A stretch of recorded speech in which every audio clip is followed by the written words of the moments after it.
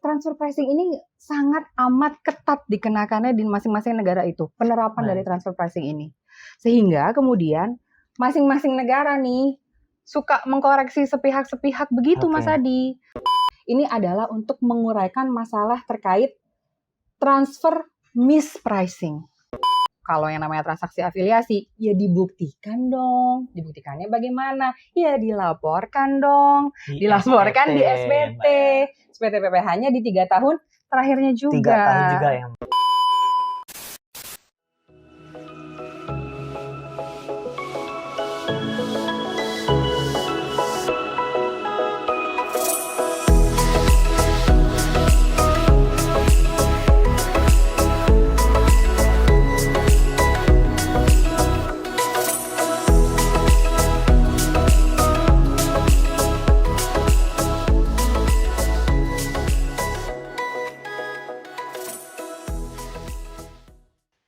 Assalamualaikum warahmatullahi wabarakatuh. Waalaikumsalam warahmatullahi wabarakatuh.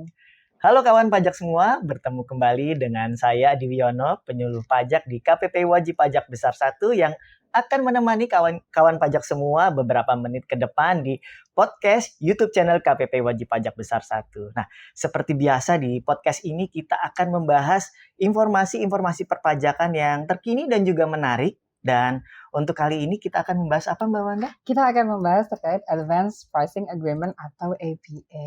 Baik, jadi Advanced Pricing Agreement ini kan salah satu cara ya Mbak Wanda ya untuk menghindari praktek-praktek manipulasi transfer pricing. Iya. Oke, dan saya perkenalkan kembali ya, di sebelah saya ini sudah ada narasumber yang sangat berpengalaman dan juga berkompeten, yaitu Mbak Wanda Rahma. Apa kabar Mbak Wanda? Alhamdulillah, I'm doing good. How are you? Alhamdulillah baik. Kawan pajak semua apa kabarnya?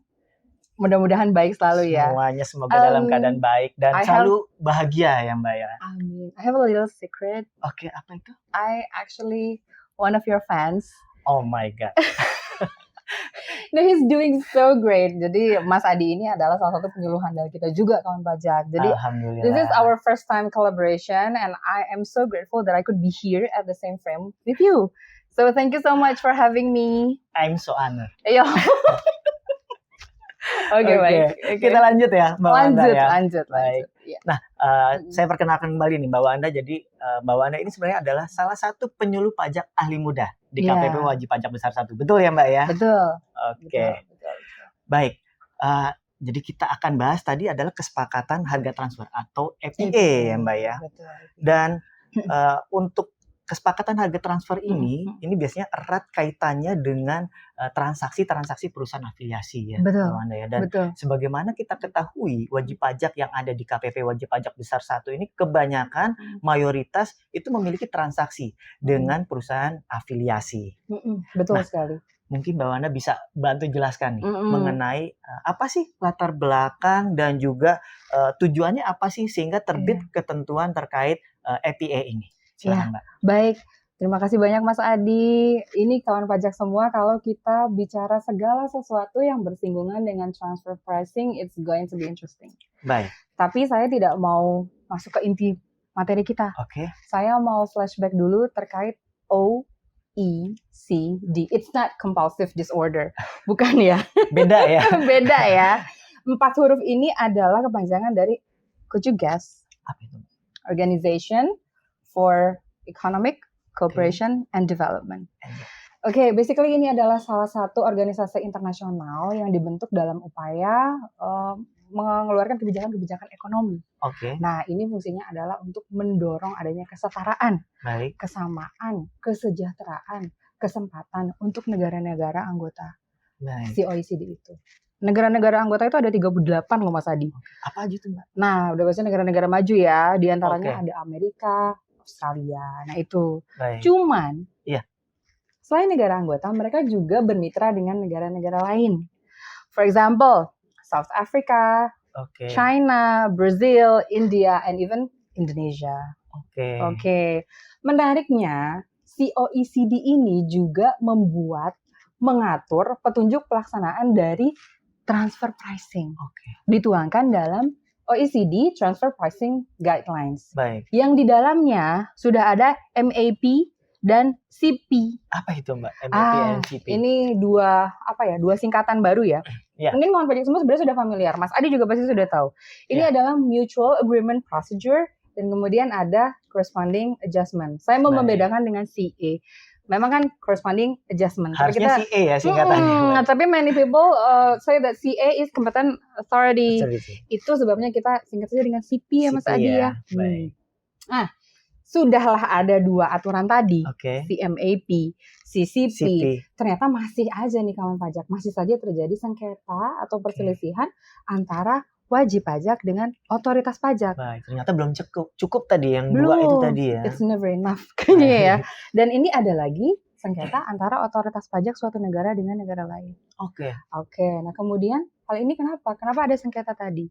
Ternyata ini dikarenakan transfer pricing ini sangat amat ketat dikenakannya di masing-masing negara itu, penerapan dari transfer pricing ini. Sehingga kemudian masing-masing negara nih suka mengkoreksi sepihak-sepihak begitu Mas Adi. Nah, yang pada akhirnya menimbulkan economic double taxation. Ini atau pemajakan berganda. Merugikan si wajib pajaknya ya Mbak Wanda ya. Tepat sekali, merugikan wajib pajaknya. Nah, kemudian setelah kita tahu ada economic double taxation, tidak selesai nih ternyata hanya dengan MAP dan CCP tadi.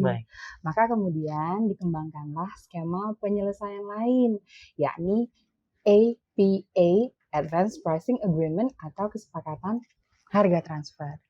Kemudian bagaimana pemerintah kita mengadopsi ini? Pemerintah kita sebenarnya sudah sejak lama kawan pajak. Kita ada loh aturan-aturan terkait APA. Berarti ini bukan barang baru sebenarnya Bukan barang baru. Ini sudah ada di PMK 22 tahun 2020. Lebih jauh lagi sudah ada di PMK nomor 7 tahun 2015. Tapi yang sekarang ini dituangkan oleh pemerintah terbaru di peraturan pemerintah nomor 55 tahun 2022. Itu ada di Article 45 and 46. Kemudian aturan turunannya di PMK 172 tahun 2023 start from Article 55 upward on until Article 70 kalau tidak salah. Itu latar belakangnya. Latar belakangnya kenapa ada APA, dasar hukum APA di Indonesia. Jadi kalau dirangkum, tujuannya apa Mas Adi? Simple, sangat sederhana. Ini adalah untuk menguraikan masalah terkait transfer mispricing. Jadi bukan transfer pricing.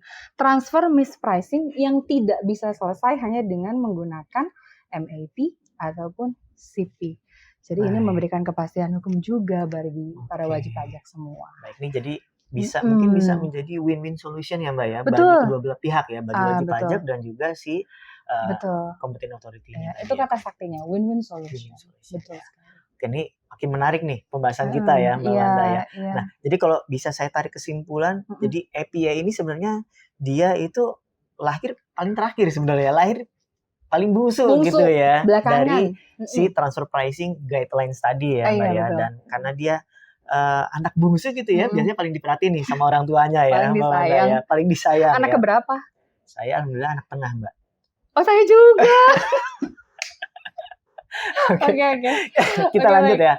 Nah, move on. Ini karena dia paling terakhir, paling bungsu, jadi paling diperhatikan nih Mbak Wanda ya. Nah, kemudian sebenarnya siapa sih yang berwenang memberikan atau membuat kesepakatan harga transfer ini? Apakah mungkin, khususnya di negara kita ya kita bicaranya, apakah mungkin DJP selaku competent authority di negara kita? Gimana Mbak? Anda betul sekali Mas Adi. Jadi DJP memang berwenang membuat kesepakatan harga transfer dengan wajib pajak ataupun dengan pejabat berwenang mitra P3 untuk menentukan harga transfer yang wajar. Sekali lagi, untuk menentukan harga transfer yang wajar sesuai PKKU. Apa tuh PKKU? Nah ini lagi nih, banyak ya singkatannya ya. Prinsip kewajaran dan kelaziman usaha. Atau bahasa kerennya tuh AMLAN Principle ya Mbak ya? ALP, nah, itu betul. Ya. Nah ini juga berlaku di periode tertentu. Berdasarkan permohonan dari APA yang disampaikan oleh wajib pajak dalam negeri. Tadi ada istilah periode tertentu nih Mbak Wanda ya. Nah ini untuk periode tertentunya tuh bagaimana? Apakah hanya berlaku untuk 1 tahun takwim aja? Atau bisa periodenya ini apakah bisa mundur juga gitu Mbak? Kalau ya banyaknya pertanyaan itu yang muncul adalah berapa lama periode tahun apa itu dapat Oke. diajukan. Kalau Mas Adi kemudian state bisa berlaku mundur, bisa. Oke, bisa Itu ya. bisa selama memang itu diusulkannya oleh wajib pajak sendiri. Oke, harus diminta ya sama Betul, wajib pajak. diminta sama wajib pajak. Dan yang kedua, nah ini dia. Siap. Apa Periode apa? Ini paling lama adalah 5 tahun Oke. pajak setelah tahun diajukannya permohonan APA. Oke, contoh Mbak, contoh. Contoh Misalkan ya. permohonannya tahun ini. Oke, misalkan. permohonannya di 2024. Kalau setelah, ayo kita hitung bareng. Ya. 2025, 26, 27, 28, 29. Berarti di 2029 itu adalah masa periode terakhir boleh menggunakan APA. Bisa sampai 2029 ya Mbak ya Betul. periodenya ya. Betul Oke. sekali Mas Adi. Ya. Kemudian kalau tadi yang mundur gimana Mbak? Oh iya, kalau berlaku mundur.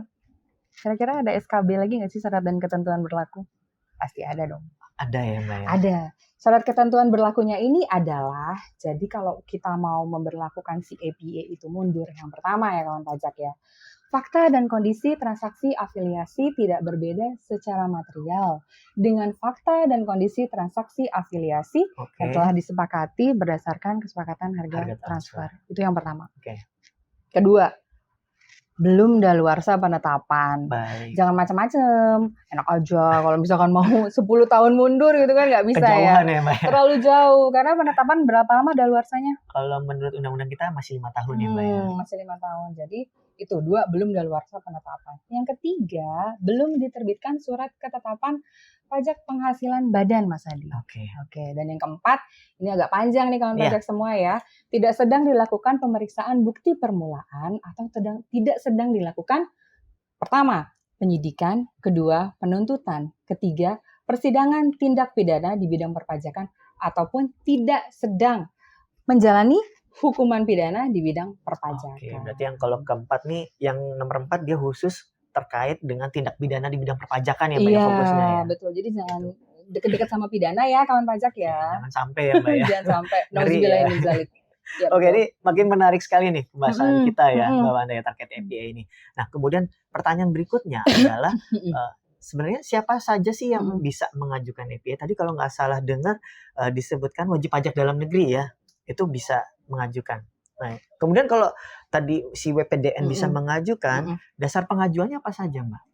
Dan apa sih yang diajukan di dalam APA ini oleh si WPDN? Saya ini Masya Allah ya, Mas Adi ini udah ganteng, Ya Allah. pinter, jeli lagi.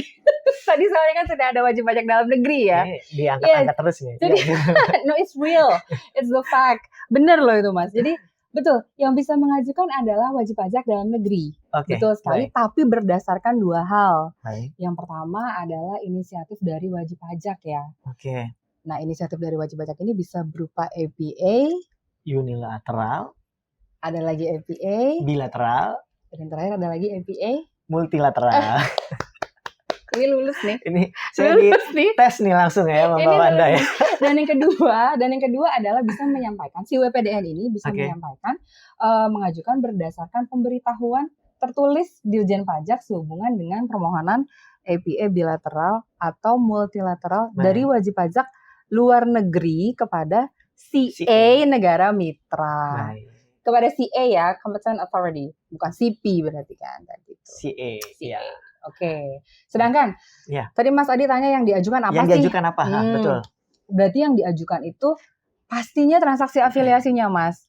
Cuma memang boleh sebagian, boleh juga keseluruhan. Jadi boleh sebagian transaksi afiliasi, boleh seluruh transaksi afiliasi, baik itu yang ada di dalam negeri maupun yang ada di luar negeri. Oke, menarik banget ya Mbak Wanda ya. Nah, ini pertanyaan berikutnya nih Mbak Wanda ya. Tadi kita udah bahas mengenai siapa yang mengajukan dan tadi apa yang diajukan gitu ya. Nah, kemudian di dalam isi kesepakatan harga transfernya sendiri itu apa aja Mbak isinya? Dan apakah ada kriteria-kriteria tertentu dari kesepakatan tersebut? Benar sekali. Jadi kesepakatan harga transfer itu isi dari kesepakatan si APA itu apa sih? Iya. Isinya itu adalah yang pertama, maaf. Kriteria-kriteria dalam penentuan harga transfer. Iya. Dan yang kedua adalah penentuan harga transfer di muka. Baik. Nah, ini adalah untuk periode apa maupun untuk pemberlakuan mundur Yang ya. tadi yang periode mundur ya, Mbak Betul, ya. dalam hal WP yang mengajukan ya. Ya. Oke, kemudian kalau kriterianya nih yang Ya. harus ditentukan dalam penentuan harga transfer, Baik. ini ada beberapa kawan pajak semua. Yang pertama, yang sudah pasti dicakup nih ya Mas Adi Ya. ya, identitas pihak afiliasi yang dicakup. Oke, ini Yang penting kedua, ya. sudah ada identitasnya. Yang kedua, transaksi Transaksinya. afiliasi yang dicakupnya. Oke. Yang ketiga, metode penentuan harga transfer.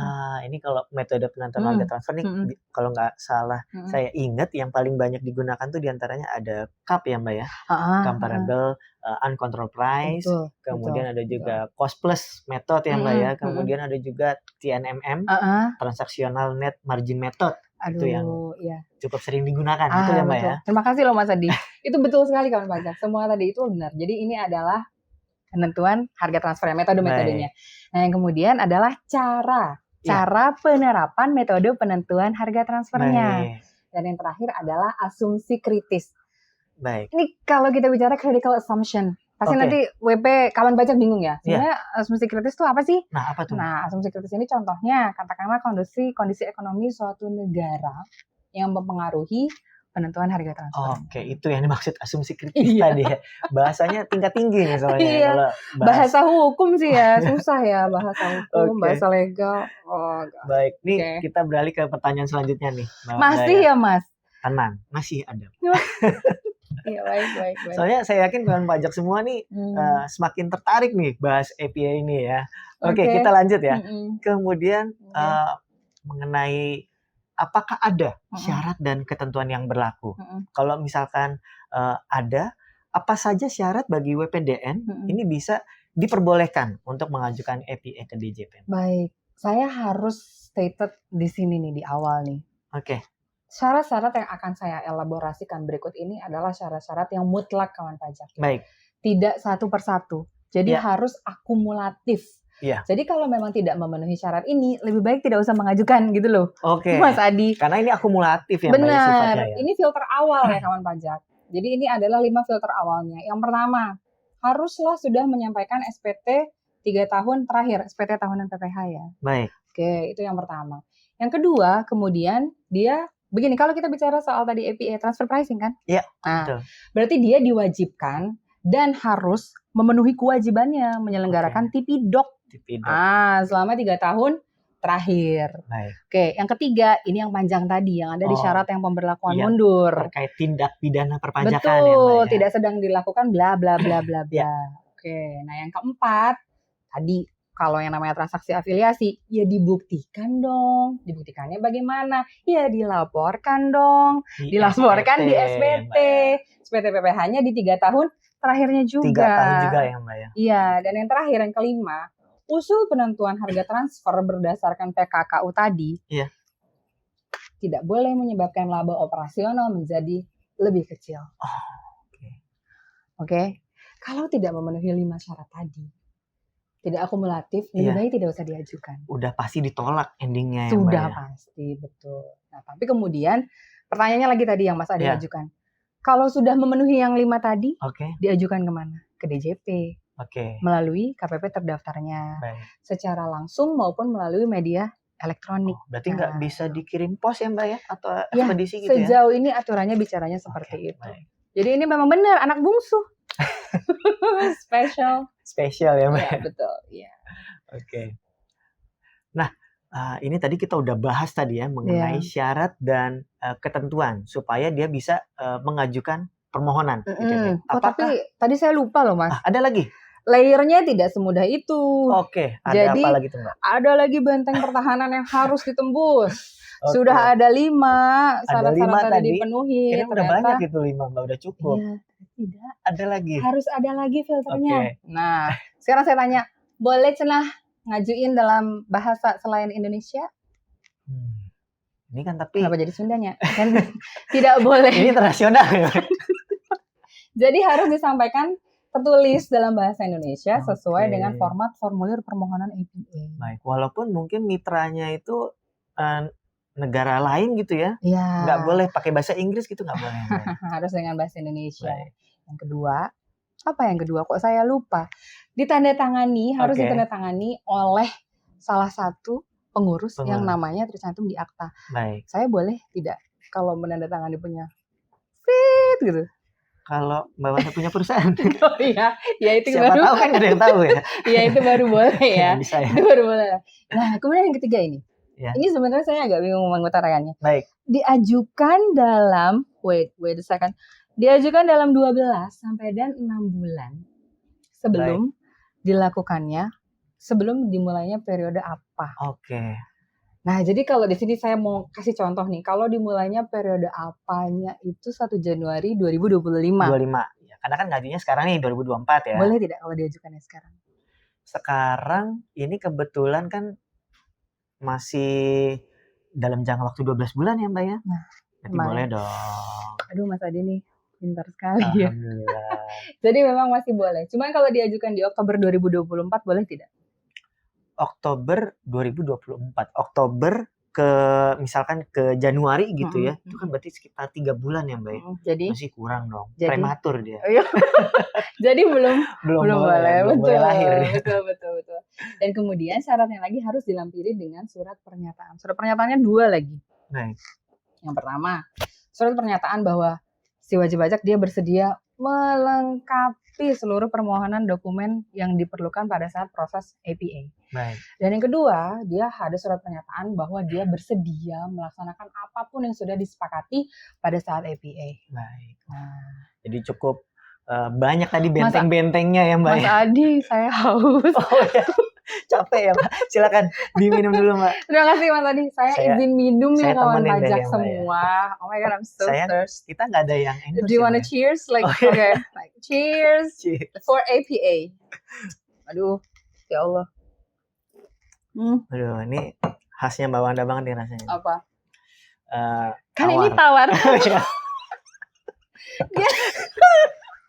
Anda manis, saya tawar, bagaimana ya ini? Baik. Oke, move on. Lanjutkan. Oke, kita lanjut ya Mbak ya. Oke, baik. Oke, tadi benteng-bentengnya yang terkait syarat dan ketentuannya tadi cukup banyak dan harus dipenuhi oleh Harus WPDN dipenuhi. yang mau Harus. mengajukan permohonan APA ini. Betul harus. Nah, apakah dengan si WPDN tadi sudah memenuhi syarat dan ketentuan yang berlaku tadi yang harus dia penuhi, itu akan otomatis APA-nya bisa diterbitkan? Atau Oke. apakah ada hal-hal tertentu lainnya yang nanti akan diatur? Coba minta tolong jelaskan. Jadi begini, kalau semua berkas sudah oke, semua Oke. berkas masuk, kita ini di DJP kita akan melakukan penelitian dan Baik. penelitian dan juga apakah dia sudah memenuhi ketentuan atau Oke. belum. Tapi sebenarnya bold line-nya itu ini. Bold line-nya adalah whatever happens. Iya. DJP wajib menerbitkan pemberitahuan tertulis, carefully, wajib menerbitkan pemberitahuan tertulis dapat atau tidak dapat ditindaklanjutinya Baik. si permohonan APA tersebut. Nah, pemberitahuan tertulisnya kemudian dikirimkan ke siapa? Dikirimkan kepada wajib pajak ataupun kepada yang tadi, pejabat berwenang mitra tadi. CA tadi ya Mbak ya. CA tadi. Cuma jangka waktunya berapa lama? Jangka waktunya adalah 1 bulan. Sejak tanggal penerimaan permohonan APA-nya. Nah, tapi ada diskresi lagi nih. Diskresinya ada 3 nih Mas Adi. Apa aja tuh Mbak? Oke, dalam hal jangka waktu 1 bulan telah terlampaui dan kita sebagai DJP, sebagai otoritas tidak menerbitkan pemberitahuan tertulis kepada wajib pajak, maka permohonan APA-nya dianggap dapat ditindaklanjuti. Betul sekali. Jadi harus merespon ya DJP ini ya Mbak ya. Kalau si WP tadi udah mengajukan permohonan. Betul. Suka ngeghosting nggak? Kebetulan di ghosting iya Mbak. Jadi makanya kita tidak boleh mengghosting wajib pajak gitu loh. Lalu yang kedua, tidak terdapat. Nah, ini lagi nih harus diresapi lagi. Jika dalam hal tidak terdapat jawaban tertulis dari pejabat berwenang mitra P3B tadi, setelah diterbitkan pemberitahuan tertulis oleh kita dalam dapat ditindaklanjuti tadi oleh DJP tadi. Betul, tapi dalam jangka waktu 8 bulan, maka kita berhak menerbitkan pemberitahuan penghentian si APA kawan pajak semua. Sedih banget ya WP-nya ya. Udah nunggu 1 bulan tadi sama DJP. Tapi kan kita yang di ghosting. Iya sih. Tapi kan yang rugi WP-nya juga. Iya, kalau itu betul. Kemudian ini, Iya. dalam hal kemudian permohonan APA tadi, yang tidak dapat ditindaklanjuti lah, kemudian yang akhirnya dihentikan lah, don't give up. Wajib pajak itu bisa menyampaikan permohonan kembali. Jadi jangan menyerah ya. Jangan Jangan menyerah. menyerah. Lagunya Mas boleh sebait. Apa? The Massive ya. Oke. Baik. Oke. Oke, itu Mas Adi dan kawan pajak semua Baik. demikian yang Wah, bisa saya sampaikan. luar biasa banget nih penjelasan dari Mbak Wanda terkait informasi terkait APA ini. Aduh, alhamdulillah. Jujur saya merasa tercerahkan, tapi juga sebenarnya masih ada rasa penasaran juga nih, karena sebenarnya kalau nggak salah sebenarnya masih ada ketentuan-ketentuan lain terkait APA ini ya, Mbak Ada ya. sih, ada betul. Ada beberapa ketentuan lain seperti tadi tuh penghentian APA dan segala macam. Ya, Kayaknya pencabutannya ya. Tapi mungkin karena waktu kita terbatas ya, Mbak ya. Mungkin akan kita bahas di kesempatan lain ya, dengan Mbak saya Wanda juga. Ya. Semoga tentunya dong pengennya ya. Hopefully. Baik. Oke. Ya. Baik. Mungkin sebelum, tapi minimal dengan penjelasan dari Mbak Wanda tadi, kawan pajak sudah bisa mendapatkan gambaran umum lah ya, Mbak ya. Amin. Bahwasanya bagaimana mempraktekkan prinsip kewajaran dan kelaziman usaha tadi melalui pengajuan APA. Betul. Begitu ya, Mbak ya. Betul sekali. Baik. Mungkin ada yang ingin disampaikan kembali terkait ketentuan APA ini, Mbak? Saya rasa tidak ya, Mas Adi. Saya rasa cukup. Baik. Untuk sesi ini mungkin udah cukup dulu ya, Mbak ya. Oke, kalau nggak ada mungkin bisa disampaikan juga terkait closing statement terkait ketentuan APA ini. Oke, saya singkat saja ya. Apabila advance pricing agreement diterapkan dengan benar oleh wajib pajak, maka ini akan sangat memitigasi adanya sengketa atau perselisihan antara wajib pajak dengan DJP dan memberikan kepastian hukum yang lebih kepada wajib pajak. Tadi yang win-win solution tadi win-win ya, Mbak. solution, betul sekali. Baik, super sekali nih. Terima kasih Mas Adi. Aduh, saya terinspirasi banget nih. Jadi Mbak Wanda penjelasannya luar biasa ya. Oke. Dan bagi kawan pajak semua, jika masih terdapat pertanyaan terkait ketentuan APA ini, kawan pajak juga bisa sampaikan ke KPP wajib pajak, KPP terdaftar begitu. Betul. Ya Mbak Wanda ya. Dan juga bisa disampaikan melalui Kring Pajak 1500200 dan juga akun media sosial resmi DJP gitu ya Mbak Wanda ya. Dan kami juga berterima kasih kepada kawan pajak semua sudah memberikan atensi dari awal sampai akhir ya, Mbak Wanda ya. Dan sampai jumpa di podcast KPP Wajib Pajak Besar 1 berikutnya. Tetap jaga kesehatan dan jangan lupa untuk selalu bahagia ya, Mbak Wanda. Dan akhir kata kami pamit undur diri. Saya Adi Wiono dan rekan saya Wanda Rahma. Wassalamualaikum warahmatullahi wabarakatuh. Pajak kuat, APBN sehat.